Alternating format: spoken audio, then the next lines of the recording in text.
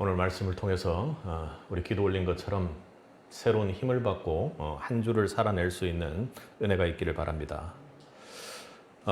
로마서 7장은 율법과 영에 대한 이야기로 그 깊은 이해를 통해서 우리의 삶 속의 죄의 문제, 우리의 삶 속에서 구원의 문제, 그리고 성화를 이루어가는 문제에 대해서 집중적으로 조명하고 있습니다. 오늘 본문에 나타난 율법은 여러분이 잘 아는 것처럼 하나님의 말씀을 이야기하기도 하고 또 모세의 오경을 이야기하기도 합니다. 그리고 또 시내산에서 받은 십계명을 이야기하기도 하죠. 여기에서는 바울이 어떤 의미로 사용했던 간에 우리에게 주는 말씀으로는 결국 하나님에 의해 새롭게 지배되는 원리가 아니라 과거의 내 삶을 지배했던 원리, 그리고 마음속에 있었던 양심의 율법 등 모든 내가 도덕적으로 윤리적으로 그리고 하나님께서 인간의 본성 속에서 주었던 어떤 그런 지배의 원리들을 이야기한다고 그렇게 상징적으로 생각하면 좋을 것 같습니다. 우리는 이전 장에서 우리의 죄가 십자가에 못 박혔다고 했습니다. 그러니 우리의 죄의 본성이 십자가에 못 박히고 예수 그리스도와 함께 다시 살아 새 생명으로 사는 자가 바로 성도요. 그렇게 죄를 이기는 자가 성도라고 이야기를 했습니다. 오늘 본문은 율법을 그 죄의 자리에 넣고 율법의 본 기능이 뭐라고 했습니까? 죄를 깨닫게 하는 것이라 했습니다. 그런데 우리는 그 율법을 지키려고 하는 것이 아니라 율법을 어기면서도 여전히 율법을 지킬 수 있다고 생각하는 자기의에 가득 찬 우리의 모습들을 본다고 했죠. 그렇게 율법의 덫에 우리가 걸려 있는 것처럼 그렇게 표현을 합니다. 오늘 본문은 부부의 비유를 들어서 율법과 우리 성도의 관계를 이야기를 합니다. 어찌 보면 그 죄의 자리의 비유에 율법이 그대로 들어가 있는 것처럼 비유를 하는 것이죠. 부부의 관계로 이야기를 하는데요. 과거에 남편과 아내가 한 가정을 이루어 있을 때는 그 아내가 다른 남편에게 가게 되면 어떻습니까? 불륜을 저지르는 것이고 요즘 말로 치면 바람 피워서 큰 문제가 생기는 것 아닙니까? 근데 당시에 어떤 법적으로 그렇게 이야기를 하는 것입니다. 그런데 이 남편과 좋지 않은 어떤 부부의 관계가 있었는데 이 부부 관계가 깨어지기 위해서는 어떻게 해야 됩니까? 내가 죽거나 남편이 죽거나 둘 중 하나를 해야 되겠죠. 그런데 여기서 비유의 전 남편에 해당되는 율법은 죽을 수 없으므로 내가 죽게 되어서 그 율법과의 관계가 완전히 사라지고 이제는 새로운 생명의 예수 그리스도와 함께 한다는 그런 비유를 들었습니다. 오늘 본문을 보니까 우리 4절을 한번 읽어보도록 하겠습니다. 우리의 그 율법과의 관계가 어떻게 됐는지를 정확하게 한 절로 이야기를 하고 있습니다. 함께 읽겠습니다. 그러므로 내 형제들아 너희도 그리스도의 몸으로 말미암아 율법에 대하여 죽임을 당하였으니 이는 다르니 곧 죽은 자 가운데서 살아나신 이에게 가서 우리가 하나님을 위하여 열매를 맺게 하려 함이라. 아멘. 앞서 말했던 율법은 여기서 거룩한 하나님의 법령입니다. 죄를 인식하게 하고 올바른 길을 제시합니다. 그런데 하나님이 주신 그 율법을 자기 의로 지키려 하는 것 때문에 내 자신의 과거의 삶의 지배 원리가 잘못 율법을 왜곡시켜서 있게 되었던 것이죠. 그런데 그 율법 안에서 그렇게 율법을 내 의로 지키려 하다 보니까 어떻습니까? 율법만으로는 우리의 삶을 도저히 변화시키지 못하고 오히려 더 죄를 짓는 그런 우리의 모습을 보게 된다는 것입니다. 그러나 영의 새로운 것, 오늘 본문에서 이야기하는 것처럼 곧 죽은 자 가운데서 살아나신 그를 통해 받는 새로운 영은 우리를 새롭게 하고 또 우리의 새로운 목적과 새로운 동기와 삶의 새로운 방식들을 우리에게 제시해 줍니다. 그래서 생명의 열매를 맺는 그런 성도로 살아가게 된다는 것입니다. 이렇게 우리가 율법에 의지해서 우리 의로 율법을 지키려고 했던 삶과 영의 새로운 것으로 섬기는 삶 간에는 근본적으로 차이가 나타납니다. 율법은 여러분이 잘 아는 것처럼 죄를 인식시키고 올바른 행동을 알려주지만 그 자체로는 영적인 새로움에 한 걸음도 다가갈 수가 없습니다. 영적인 새로운 것, 영의 새로운 것은 예수 그리스도의 관계를 통해 우리에게 새로운 목적과 그리고 새로운 삶의 방식, 그것을 완전하게 변화할 수 있는 힘으로 우리에게 작용하는 것입니다. 여러분, 율법에 의지하는 삶, 율법에 의지한다라는 것은 율법을 내 힘으로 지키기 위해 율법만을 바라보는 삶을 말합니다. 그리고 영의 새로운 것으로 섬기는 삶은 예수 그리스도의 새 생명으로 살아가는 삶을 말합니다. 어떤 차이가 있을까요? 여러분, 지금 누군가가 여러분에게 여러분의 삶의 목적이 무엇이냐고 물어본다면 여러분은 무엇을 생각하고 답을 합니까? 여러분 무슨 생각을 하고 계세요? 오늘 본문 5절을 보니까 우리의 삶의 목적에 대해서 그 차이점을, 율법에 의지하는 삶과 영에 의지하는 삶의 차이점을 잘 나타내고 있습니다. 5절은 우리가 어디에 있을 때 율법에 의지했다고 합니까? 5절 상반절을 보면 우리가 육신에 있을 때는 율법으로 말미암는 이렇게 이야기를 합니다. 우리가 율법에 의지하는 삶을 산다라는 것은 언제적 이야기를 하는 것이죠? 우리가 우리 자신의 육신이 목적이 되는 그런 삶을 살 때를 말하는 것입니다. 이것은 여기서 말하는 우리의 육체를 이야기하는 것이라기보다는 나라는 자신, 나의 영광, 나의 의, 모든 것이 내 중심이 되어서 돌아가는 그때를 말합니다. 율법을 지킴으로써 우리는 나의 의를 드러내는 것이고 또 율법을 지키기 위해 내 힘으로 아둥바둥 힘을 내어 사는 것으로 나의 도덕적인 의를 채우고 거기에 자기 만족을 느끼려고 하는 것입니다. 그래서 나는 다른 사람들보다 좀 낫다, 그리고 다른 사람들보다 좀 의롭다라는 생각을 가지고 자연스럽게 또 다른 사람 앞에 나를 세우고 다른 사람들을 비판하는 그런 삶을 살게 되는 것이죠. 모든 삶의 중심이 어디에 있다고요? 육신에 있을 때에는 내 자신과 자기에 대한 것이 중심이 되는 것입니다. 여러분, 사역에 있어서도 여러분의 생각을 해보면 나를 나타내는 것인지, 그리고 내가 하는 이 행동이나 남을 돕는 것이 너무나도 기쁘고 재밌고 좋아서 내 자신에 대한 자기애 때문에 그런 일들을 하는 사람이 있습니다. 물론 세상적인 관점에서 볼 때는 그것조차도 하지 않는, 그리고 앉아서 자기는 착하고 도덕적인 척하면서 다른 사람을 비판하는 크리스찬들이 있기 때문에 여전히 문제가 되긴 하지만 오늘 본문에서 말하는 것은 그것조차도 내 육신을 위해서 하는 것이 아니라 하나님의 의를 위해서 해야 된다고 이야기하는 것입니다. 오늘 본문 6절을 보면 우리가 이제는 얽매였던 것에서 죽어서 율법에서 벗어났으므로 이렇게 이야기한 후에 우리의 새로운 목적에 대해서 이야기를 합니다. 그 다음을 읽겠습니다. 이러므로 우리가 영의 새로운 것으로 섬길 것이요 율법 조문의 묵은 것으로 아니할지라.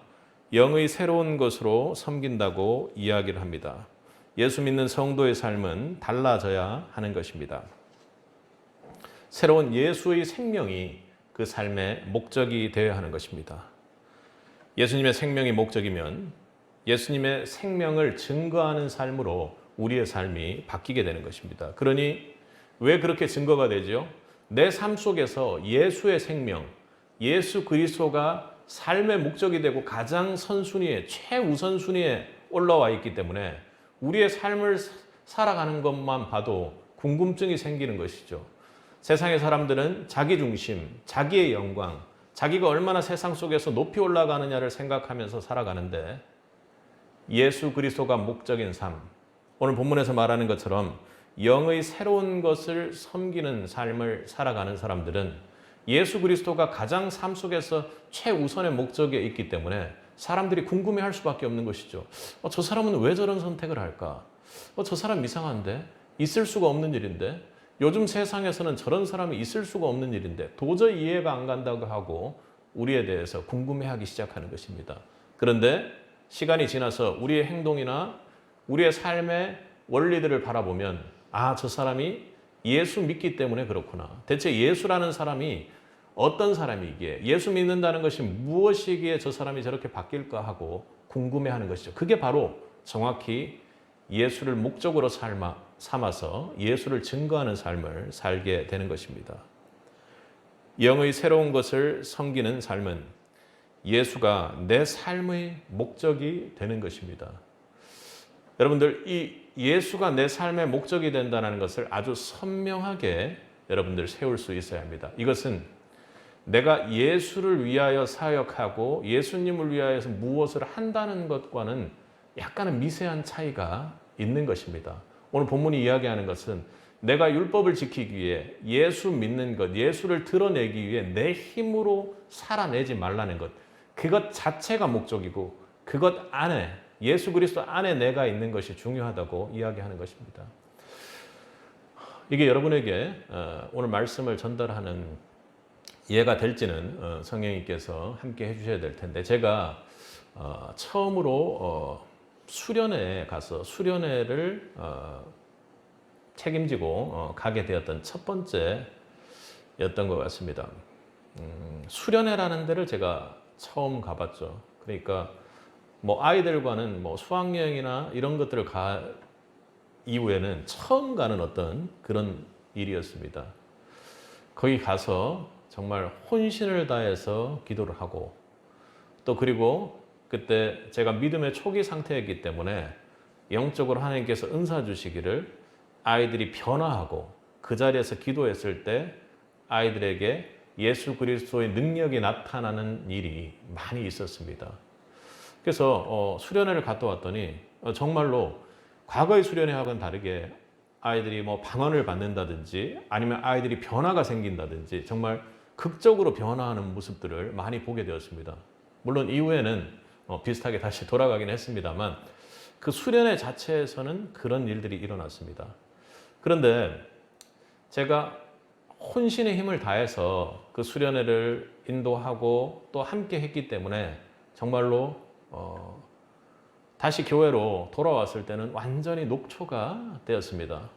녹초가 되어서 제가 간 곳이 어디겠습니까? 성전에 지금 우리 전도사님 앉아있는 저 정도의 위치 정도에 제가 아주 불 꺼져 있는 음악이 흐르는 성전 안에 앉아서 하나님 앞에서 평안을 구하며 쉬기 시작했습니다.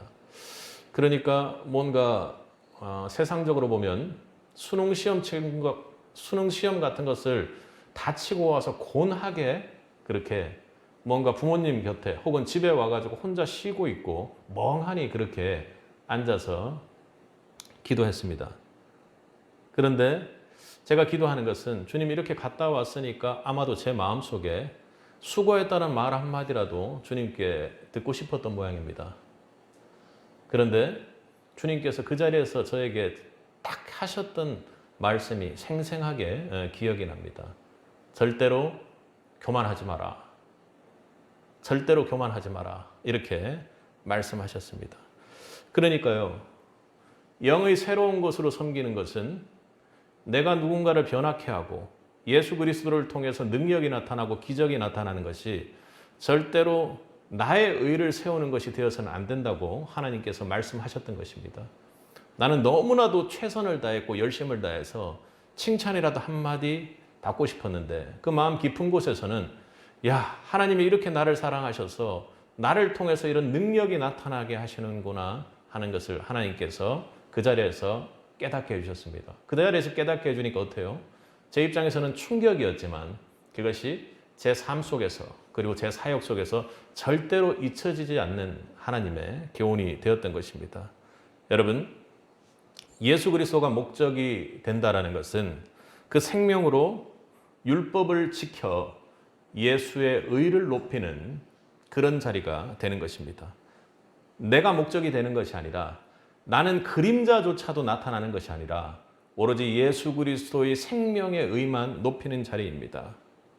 예수님의 영광, 하나님의 영광만이 나타나는 것입니다. 그것조차도 내가 높이기 때문에 내가 하나님의 영광을 높인다고 하는 것이 아니라 내가 완전히 철저히 부서지고 내 율법을 지키려고 하는 나의 의가 십자가에 완전히 못 박혀 죽어 없어질 때, 절대로 교만하려고 하는 것들을 주님의 말씀으로 십자가에 완전히 못 박을 때 일어나는 일입니다. 악마는 디테일에 강하다고 우리가 무언가 하나님의 능력으로 하나님의 영광을 나타내는 그 순간, 죽어있던 것이 부활하여 나타나는 그 순간, 능력이 나타나서 세상이 변화되는 그 순간 나의 교만이 판칠 수 있다는 것을 하나님이 알려주셨습니다. 나의 의가 아니라 아주 디테일하게 악마가 공격하는 것이기 때문에 오히려 하나님의 영광이 나타나는 그 자리에 여러분 교만하지 않도록 기도할 수 있도록 여러분 영적으로 공식처럼 세우면 좋겠습니다. 여러분 삶은 하나님이 목적입니까? 아니면 내가 목적입니까? 여러분 철저히 기도하여 내가 나를 통해 모든 것을 지켜내고 율법을 지켜낼 수 있다라는 그 의가 완전히 십자가에 못 박힐 수 있기를 간절히 바랍니다. 여러분,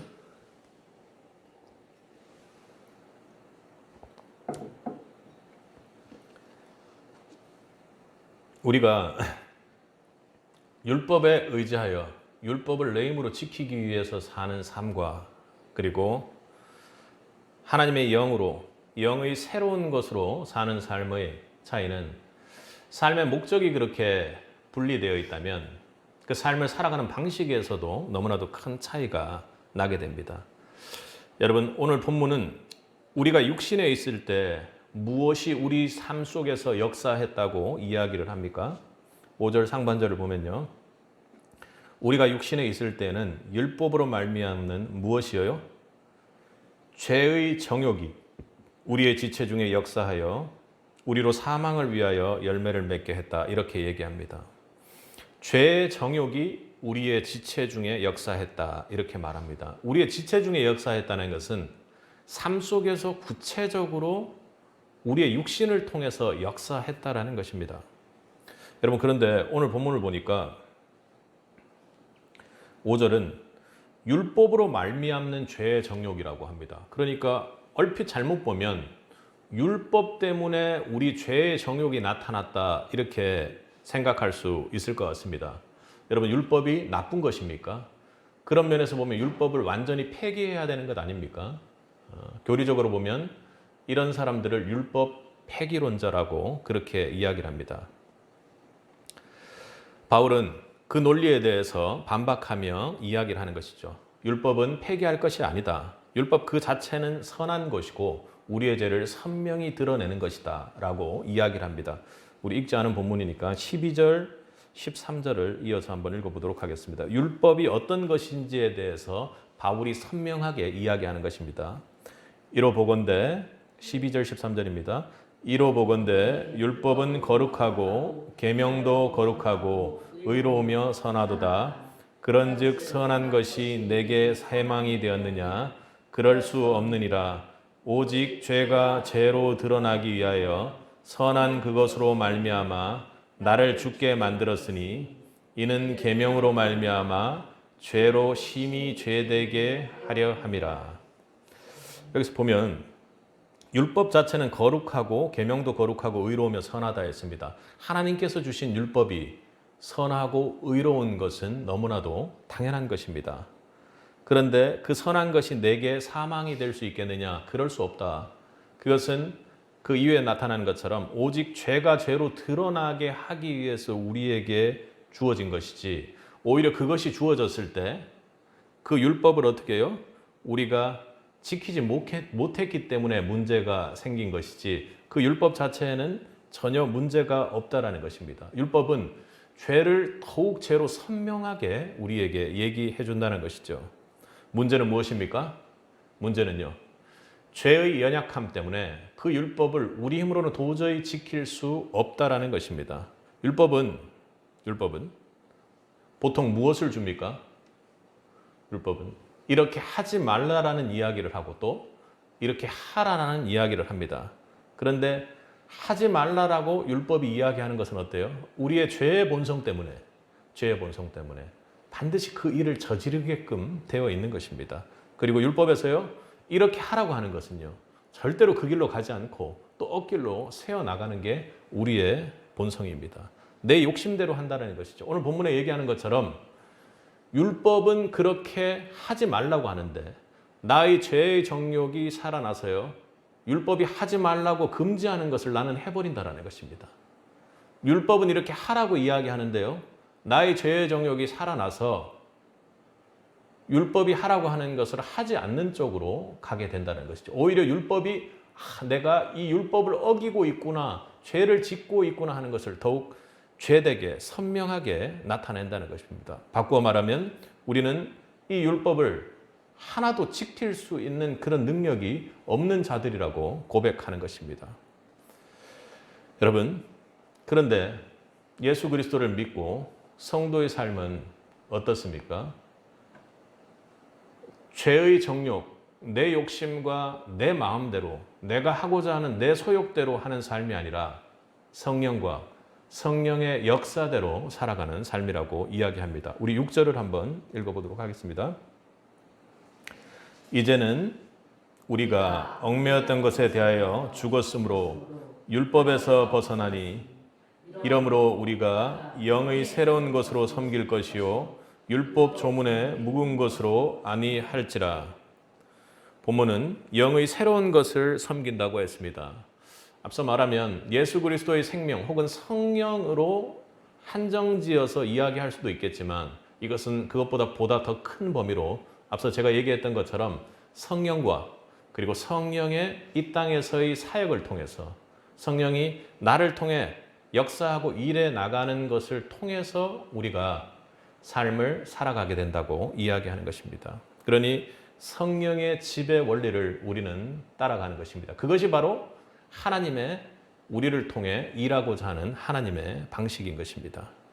육신의 소욕을 따르는 삶이 아니라 새로운 영의 지배 원리를 따라 사는 삶은 율법을 이루게 합니다. 로마서 8장 4절을 보면 육신을 따르지 않고 그 영을 따라 행하는 우리에게 율법의 요구가 이루어지게 하려 하심이라.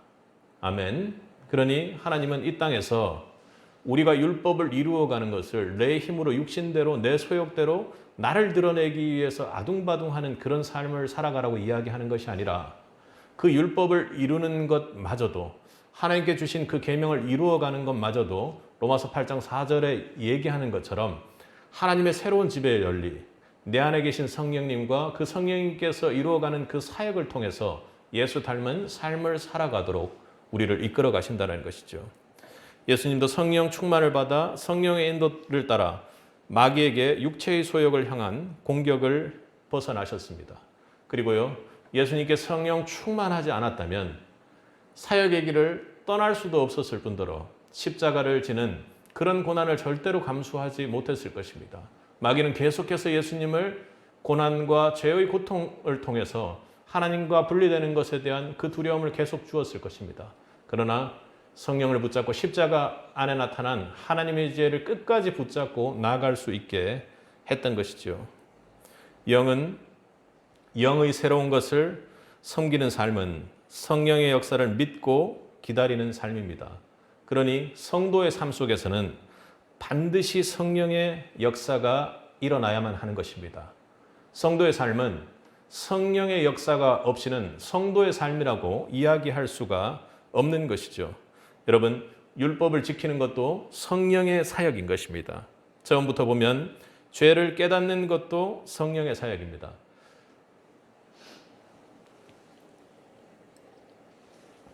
여러분, 죄를 깨닫는다라는 것이 단순히 이것이 죄구나 하는 것에 멈추는 것이 아니라 제가 뭐라고 말씀드렸습니까? 성령을 통해서 죄를 깨닫는다라는 것은 법전을 통해서 이게 죄구나 하고 우리가 눈으로 읽는 것과는 다른 것입니다. 하나님께서 하신 말씀 앞에 내가 도저히 돌이킬 수 없는 죄인이구나 하는 것을 깨닫게 되는 것입니다. 그게 실제로 율법이 해야 할 역할인데 그 율법만 보아서는 그런 일이 일어나지 않습니다. 그 자리에 영의 새로운 것, 성령과 성령의 사역이 일어나야만 죄를 깨달을 수 있는 것입니다. 야, 내가 이 죄 때문에 도저히 돌이킬 수 없으며 심판을 받을 수밖에 없구나 하고 하나님을 경외하고 하나님을 두려워하는 자로 바뀌는 곳에 반드시 성령의 역사가 일어나는 것이죠. 그렇기 때문에 예수 그리스도를 끼워 넣지 않고서는, 예수 그리스도를 하목제물로 넣지 않고서는 내가 도저히 구원받을 길이 없구나 하는 것마저 깨닫게 하는 것이 성령의 사역이라는 것입니다. 우리가 항상 강조하는 것처럼 전도에 대해서도 마찬가지죠. 전도하고 예수 그리스도를 믿고 예수 그리스도 안에 거듭나고 예수 그리스도를 영접하는 것은 성령의 사역이 없이는 절대로 불가능하다는 것입니다.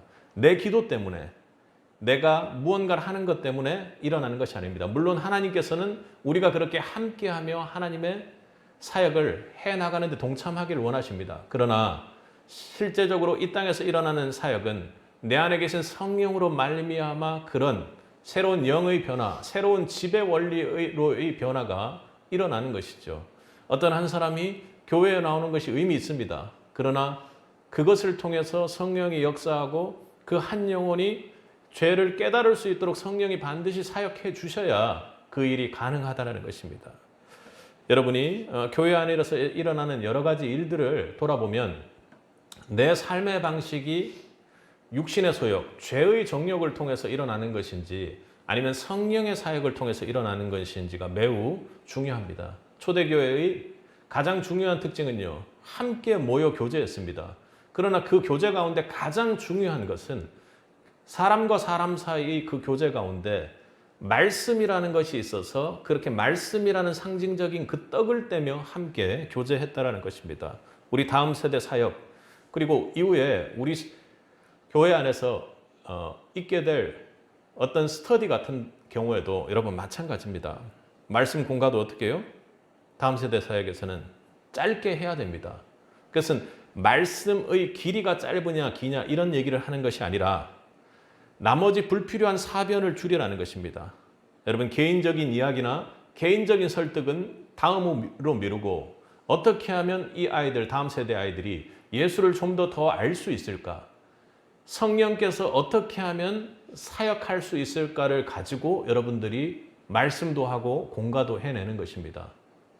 나의 경험이나 나의 무언가를 가지고 이야기한다고 해서 아이들이 설득되지 않습니다. 요즘 아이들이 얼마나 빠른데요. 그러나 예수 생명의 역사, 성령의 역사가 있을 때는 그들이 완전히 주님을 영접하고 바뀔 수 있는 것입니다. 짧은 순간이고 논리적으로도 시간적으로도 무언가 순서를 매길 수 없을 정도로 거듭나고 예수 그리스도를 영접하고 그리고 회개하고 회심하는 그런 과정들이 순식간에 일어나는 것입니다. 어느 것이 먼저라 할 것 없이 그렇게 일어나는 것이죠. 그 자리에는 반드시 성령의 사역이 있어야만 하는 것입니다. 말씀 스터디도 마찬가지죠. 말씀 스터디를 할 때 어떻습니까?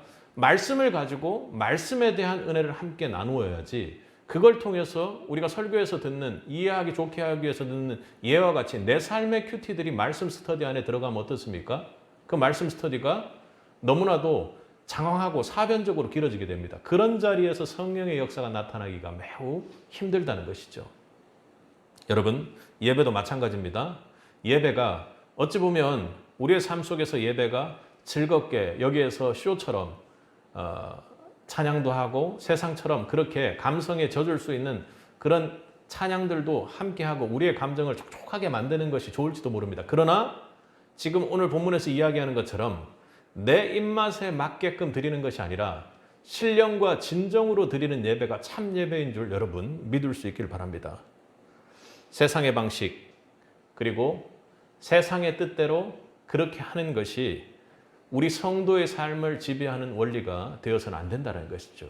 오늘 본문이 이야기하는 것처럼 율법을 내 의로 내 힘으로 지켜내려고 하는 사람과 영의 새로운 것을 섬기는 삶을 사는 사람의 삶의 방식은 완전히 다르다는 것입니다. 여러분 큐티를 하고 여러분이 교제하는 과정에서도요.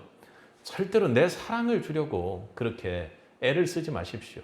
이 사람을 내 곁에 두려고 애를 쓰지 마십시오.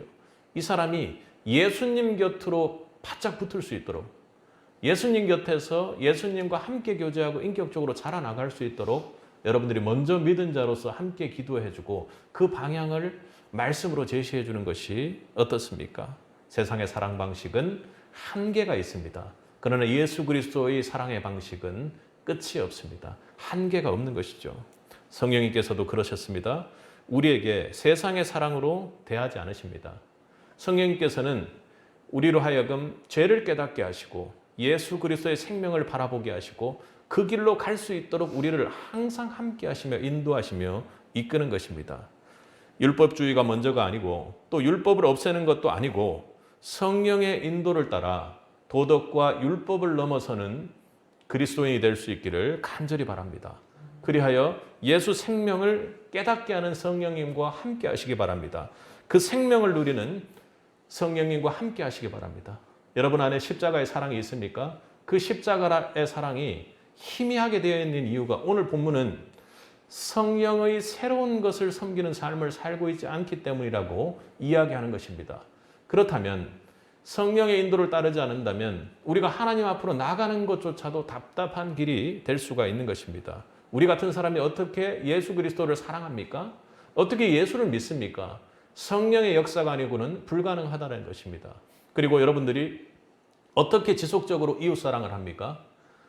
여러분에게 물질과 재물이나 이 땅에 있는 것들이 넘치도록 있습니까? 한계가 있습니다. 그런 것에는 한계가 있어요. 그런데 우리가 진정으로 이웃사랑을 한다면요.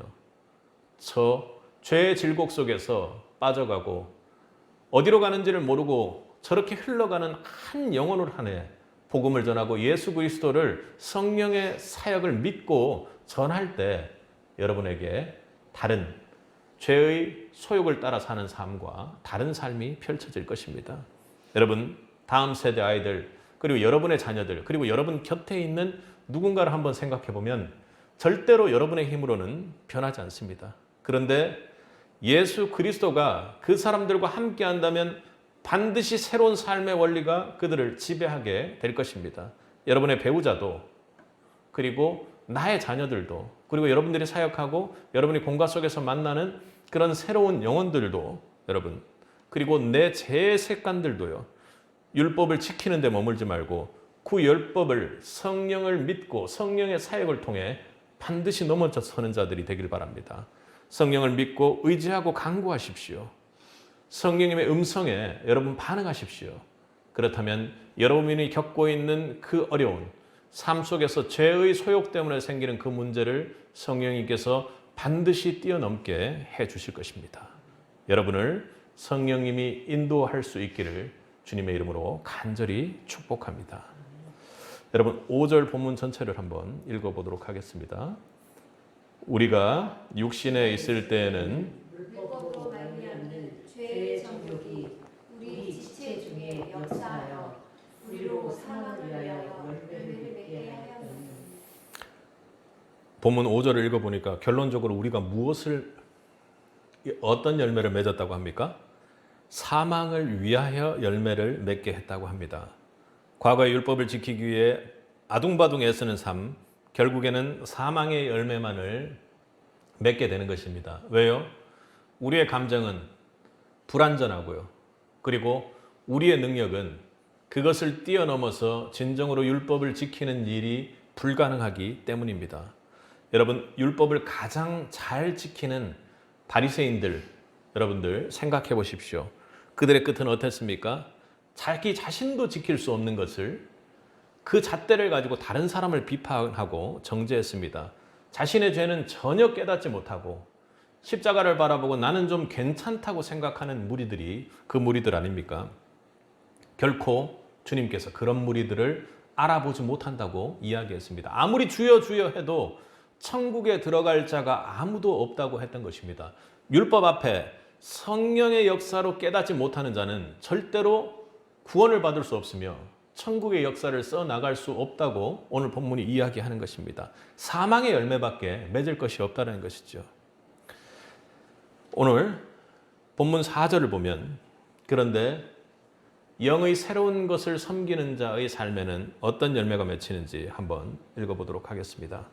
4절을 전체를 다시 한번 읽겠습니다. 그러므로 내 형제들아 너희도 그리스도의 몸으로 말미암아 율법에 대하여 죽임을 당하였으니 이는 다르니 곧 죽은 자 가운데서 살아나신 이에게 가서 우리가 하나님을 위하여 열매를 맺게 합니다.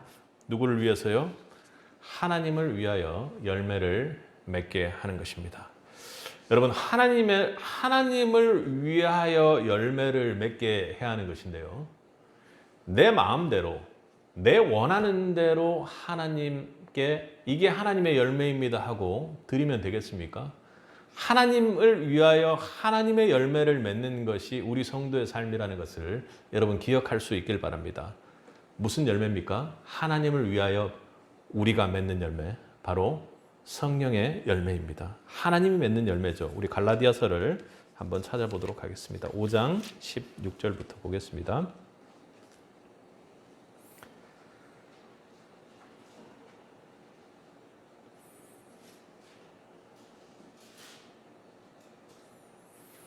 갈라디아서 5장 16절입니다. 5장 16절에서는 이렇게 선언을 합니다. 내가 이르노니 너희는 성령을 따라 행하라. 그리하면 육체의 욕심을 이루지 아니하리라. 그러니 성령을 따라 행하면 어떻다고요? 육체의 욕심을 따라 행하는 것이 아니고 성령이 주는 그 열매를 맺게 된다고 이야기하는 것입니다. 그렇지 않으면 육체의 일은 분명하니 곧 음행과 더러운 것과 호색과 우상 숭배와 주술과 원수 맺는 것과 분쟁과 시기와 분냉과 당짓는 것과 분열함과 이단과 투기와 술 취함과 방탕함과 또 그와 같은 것들이라. 이런 것들이 우리의 삶에 나타난다는 것입니다. 성령의 열매를 맺지 못하면 반드시 이런 열매들이 죄의 소욕, 그리고 오늘 본문의 갈라디아서 5장 16절에서 이야기하는 것처럼 육체의 욕심을 따라 이루게 되는 열매들이 맺게 되는 것입니다. 여러분, 성령의 열매는 어떤 것입니까? 우리 22절부터 함께 읽어보도록 하겠습니다.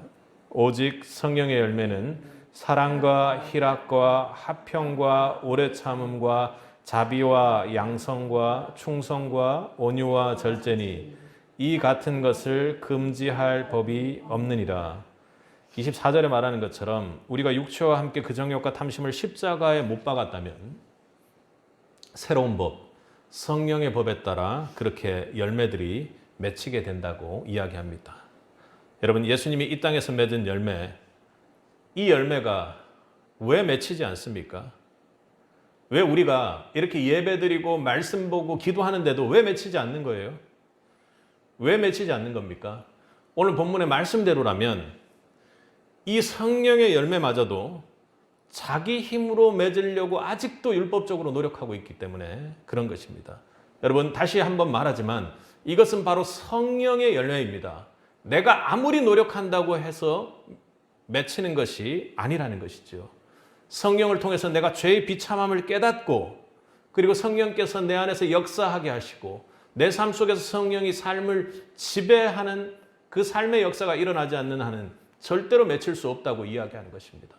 여러분, 그런데 여기 9가지 성령의 열매인데 9가지 성령의 열매가 복수로 성경에서 말하고 있지 않습니다. 그러니 성령의 열매가 우리에게 맺히는 것이 그렇게 다른 면에서 볼 때 사랑과 희락과 온유와 절제와 같이 그렇게 다른 면들이 그렇게 보이게 된다는 것입니다. 그러니 하나의 성령의 열매가 경우에 따라서는 그렇게 9가지 열매처럼 보이게 된다는 것이죠. 우리가 어떤 면에서 이것이 약화될 수 있을지는 모르겠지만 그것 자체가 성도의 삶, 영의 새로운 것을 섬기는 삶을 진정으로 내가 살아간다면 반드시 그러한 열매가 맺히게 된다는 것입니다. 이것이 바로 성령의 열매입니다. 우리를 죄의 역사에서 벗어나 새 생명의 길로 인도하는 성령의 열매인 것이죠. 그 성령이 맺는 성령의 사역 중에 가장 중요한 것이 바로 이것입니다. 여러분 안에 계신 성령들이 성령의 역사대로 그렇게 이끌어갈 때 이러한 열매가 맺히는 것이죠. 여러분, 그런데 우리가 나는 십자가에 죽었다. 율법을 십자가에 못 박았다. 그리고 나는 하나님만 바라본다. 이렇게 하면서도 왜 이런 성령의 열매가 우리의 삶 속에서는 맺히지 않습니까? 맺히지 않나요? 우리가 기도하면서 이렇게 기도하는 겁니다. 주님, 내가 이렇게 힘든데 주님께서 이거 한 번만 들어주시죠. 주님, 이거 한 번만 들어주시죠. 물론 그런 기도가 필요합니다. 그런데요, 영의 새로운 것이 지배해야 될 성도의 삶 가운데 무엇이 지배한다고요? 내가 목적이 되는 삶이 지배하는 것입니다. 내가 목적이 되는 것이요. 주님은 후순입니다. 주님은 내 목적을 들어주고 내 소욕을 들어주는 사람이 주님이 되는 것입니다. 그런 기도를 하는 것이죠. 주님이 항상 후순위에서 이렇게 따라오는데 어떻게 여러분 그 안에 성령의 열매가 맺히겠습니까? 바로 오늘 말하는 것처럼 사망의 열매가 여러분 삶에 맺힐 수밖에 없는 것입니다. 내 안에 성령이라는 새로운 지배 원리가 있습니다. 그런데 내가 내 자신이 중심이 된 육신, 그 있을 때 율법에 얽매여 그리고 도덕주의에 얽매여서 그 모든 것을 지키려고 했던 내가 있습니다. 그것이 부딪혀서 나를 좌우하고 있는데 여러분은 어디에 반응하는 삶입니까? 여러분이 진정으로 주님 앞에 나아가 고백할 수 있길 바랍니다. 주님, 저는 십자가에 못 박혔습니다. 내가 내 삶의 목적이 되려고 해도요, 주님의 그 십자가에 완전히 못 박혀서 목적이 될 만한 내 육신이 이미 없습니다, 주님. 그렇게 한번 고백하시기를 바랍니다. 여러분, 함께 고백해 볼까요? 주님, 나는 십자가에 죽었습니다. 주님, 나는 십자가에 죽었습니다. 반응을 하려고 해도, 목적을 삼으려고 해도 살아있는 내가 없다라는 것입니다. 그리고요, 삶의 방식 가운데 내 마음, 내가 원하는 것이 먼저입니다. 내 기분이 먼저라는 것이죠.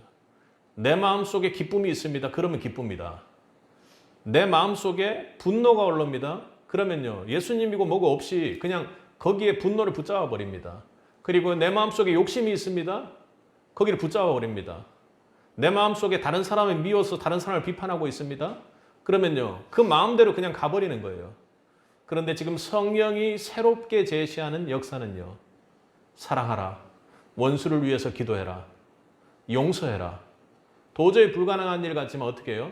성령의 그 음성에, 우선순위를 그 성령의 음성에 맞춰서 여러분들이 순종해 나아갈 때 성령의 열매가 맺히게 되는 것입니다. 여러분, 성령의 음성에 민감하기 위해서는 어떻게 해요? 성령을 간구해야 합니다. 그리고 내 자신을 죽여달라고 성령님께 도움을 요청해야 되는 것입니다. 내 삶의 방식이 내가 살아있는 한, 내가 목적이 되는 한 절대로 한 알도 성령의 열매가 맺힐 수 없다라는 것입니다. 죄의 소욕과 그리고 육신의 소욕대로 여러분에게 열매가 맺히지 않는 그런 삶이 되어야 할 것입니다. 올 한 해 여러분 한번 돌아보시기 바랍니다. 어떻게 살아가야 되겠습니까? 내 삶의 목적이 누군가? 여전히 내가 되어 있다면 그날을 십자가에 못 박을 수 있길 바랍니다. 그리고 내가 어떤 삶의 방식대로 살아가는가? 지금도 여전히 내 기분대로 기도하지 않고 그렇게 선택해버리고 내 기분에 빠르게 반응하는 사람이라면 내 육체의 소욕을 완전히 십자가에 못 박고 성령의 음성에 귀를 기울일 수 있기를 주님의 이름으로 간절히 축원합니다. 함께 기도하겠습니다.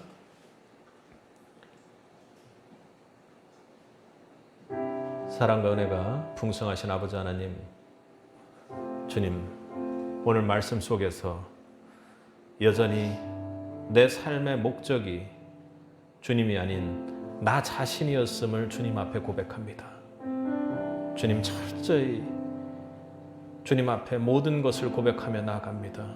주님, 내 삶의 목적이 주님이 될 수 있도록 도와주옵소서.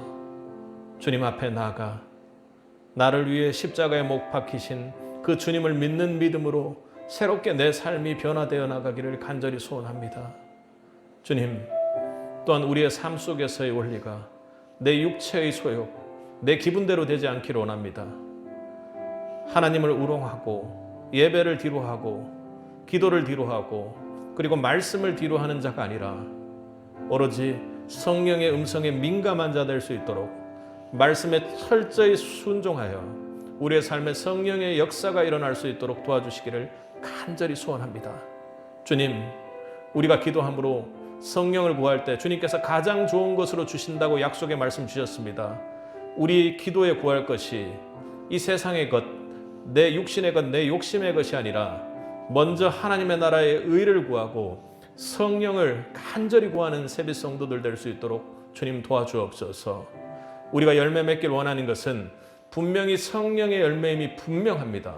그것을 모두 압니다. 그것을 깨달았다고 고백하기도 합니다. 주님, 그런데 삶을 돌아보면 그렇게 반응하고 행동하지 않는 그런 믿음에 머무르는 경우들이 참 많습니다. 성령께서 역사하셔서 우리 믿음 가운데 강력한 능력을 더하여 주옵시고 믿음대로 살아갈 수 있는 그 능력을 한 주간 허락하여 주옵소서. 그것이 열매가 되어서 정말로 하나님의 형상을 나타내는 한 주가 될 수 있도록 주님께서 은혜 베풀어 주옵소서. 예수님 이름으로 기도드렸습니다.